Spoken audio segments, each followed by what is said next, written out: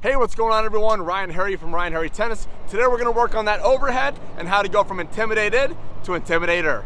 Let's go.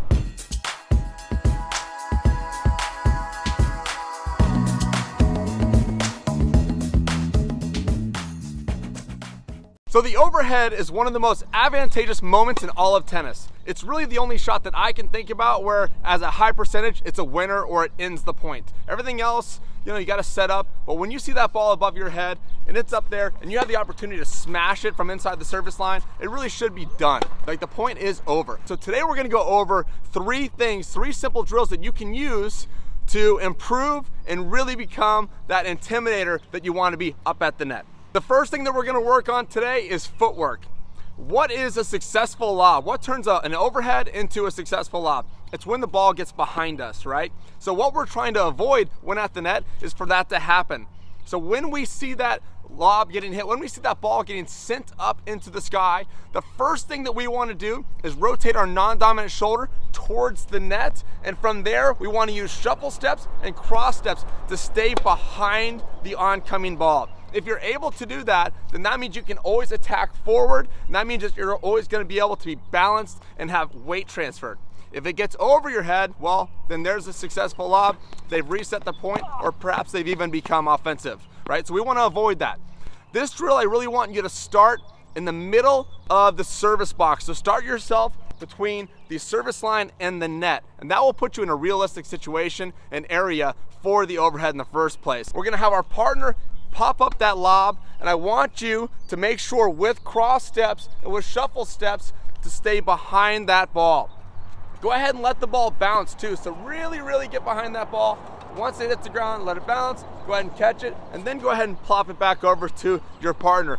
Do this exercise over and over and over again. It will get you used to footwork and get used to overhead movement. Our second drill is going to be working on the perception at the net, and that's going to have everything to do with your non-dominant arm. I'm a right-hander, so that is my left arm. And what we're going to work on, once we're in side position, so we've turned our shoulders, we've turned our hips, now what we're going to do is we're going to extend our non-dominant arm as high as we can, extending it forwards and upwards. And that's going to just ensure that that ball stays in front of us, and our non-dominant arm will become a gauge for how far away the ball is when it pertains to our body. So what I want you to do in this drill is I want you to go ahead and put your non-dominant arm up and out in front of you, right? And now you're going to attempt to catch the ball that's been lobbed to you, right? Your footwork's going to keep you behind the ball. So I want you to really work with your footwork to keep the non-dominant arm where you want it, where it is, so that the ball will keep in proper space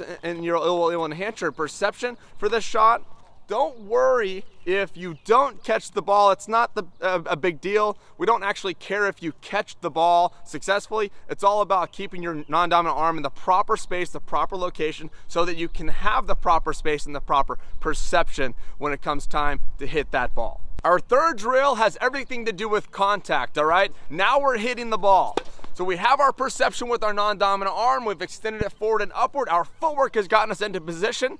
Now it's time to know and understand where our contact lies. So what we're gonna do for this is we're gonna extend our racket from a rotation into the court. So our chest is now gonna be facing towards our target. We're gonna extend our arm and racket up as high as we possibly can, forward and upward.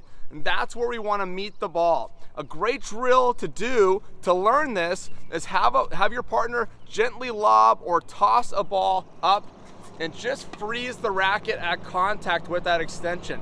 That way you start to understand how far away or how close to the ball you need to be. All right, this is a really hard thing when it comes to overheads because the ball comes from a completely different place than any other shot, and that's what, in my opinion, that's what it makes this shot pretty difficult. So let's really work on the contact here. Again, make sure that when you rotate into the court, you're gonna freeze the racket as you extend the racket fully upwards and forwards. Freeze it at contact. Really get to know that area, become familiar with that area.